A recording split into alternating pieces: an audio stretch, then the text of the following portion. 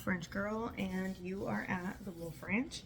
Today we are going to be making fermented garlic with honey. So I have been researching home remedies for like the ick, you know, the cold, flu, all that kind of stuff.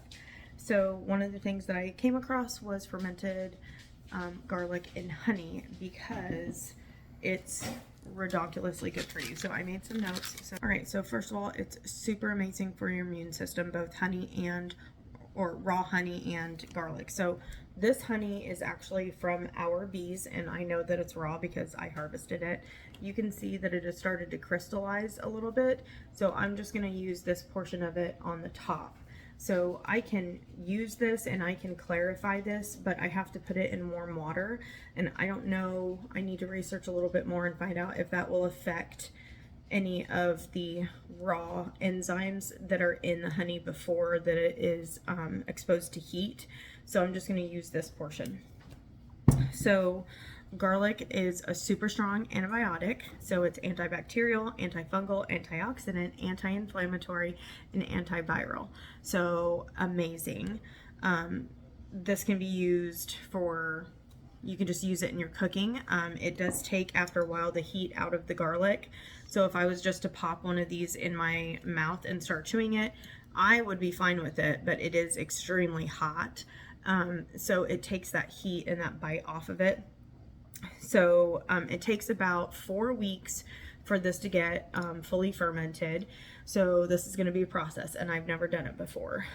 You're supposed to be able to use it in like marinades, dressings for your salad, pretty much anything, and then just, you know, take a spoonful of honey with the garlic, and that is going to help you if you're feeling under the weather.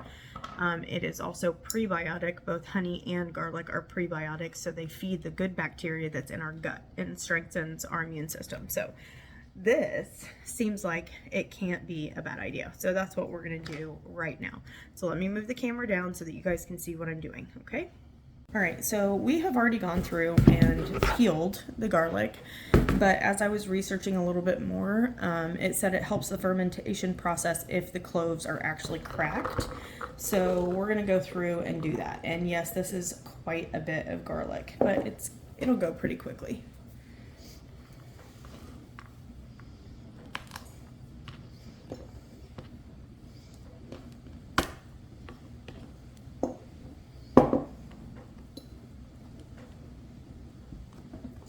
I may need a bigger knife.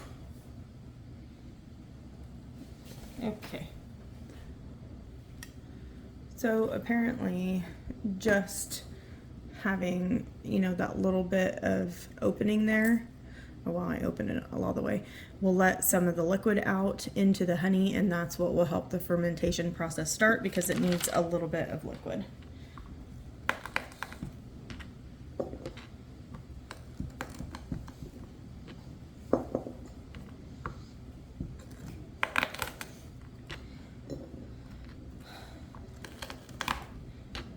So you also want to make sure that the honey that you are using, whether it's your own honey or locally sourced honey, that it is raw honey and it hasn't been pasteurized, which means it hasn't been heated up, because it has all of the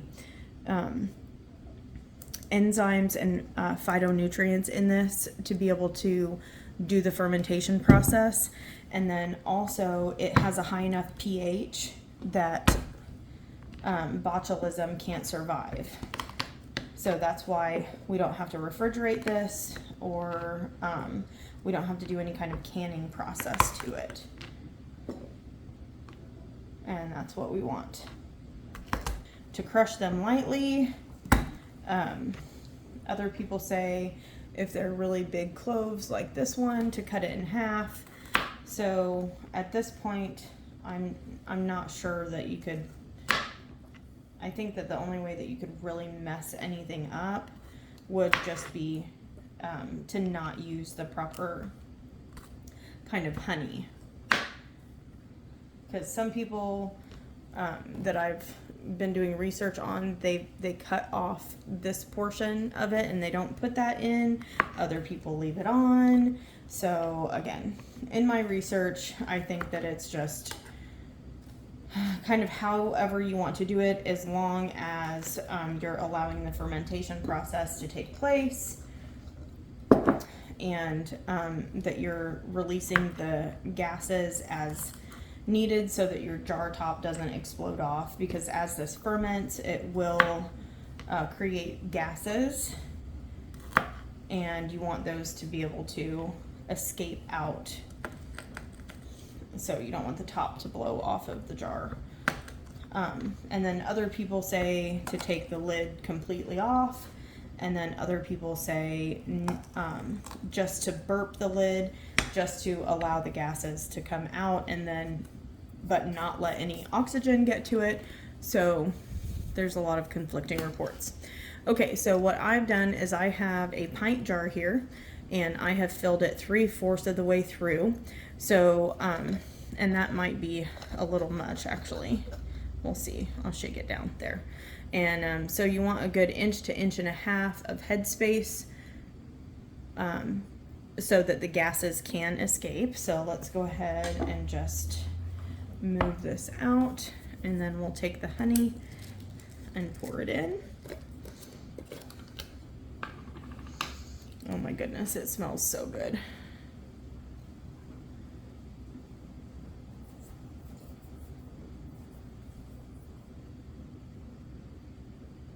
All right. Honey is so good for you by itself, but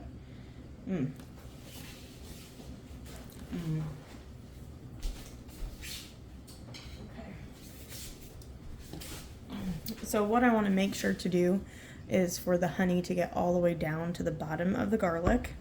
So I have my handy debubbling tool here, which is just a chopstick, and I'm just going to press that down and make sure that the honey can get all the way down to the bottom.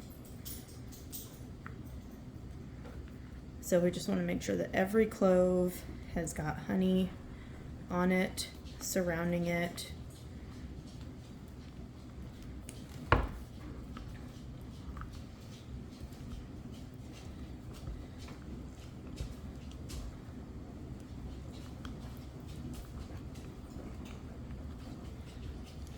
Okay,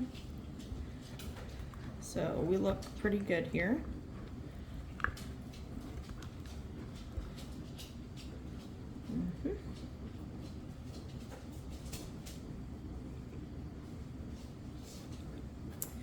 And then I'll go ahead and pour some more on this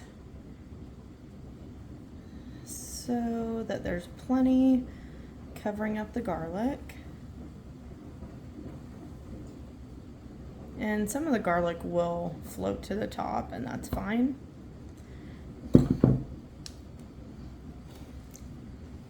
I mean, don't let any of this yumminess go to waste. So that's it. So I need to clean off the top of the jar.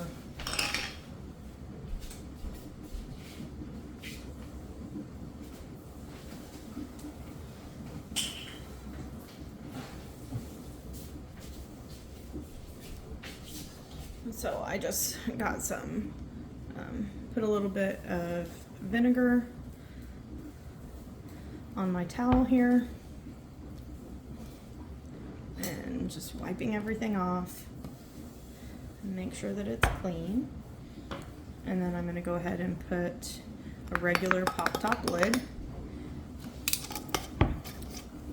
and I'm going to seal it down, and then we're just going to wait. So every day we're going to come in and we're going to turn this upside down and then back around, and then we're just going to let it sit. And what should happen is we should start seeing little bubbles all around the top here. Right now you can see them, but that's because of me stirring. So little bubbles all around the top is what should start happening, and that's how we'll know that the fermentation is working. And then I'll just come and open the lid, let the CO2 out, close it back, and we'll just keep an eye on this, and I will keep you guys posted as the time goes on. So I'm pretty excited about learning how to do this today. Let me know if you guys decide to try it at home.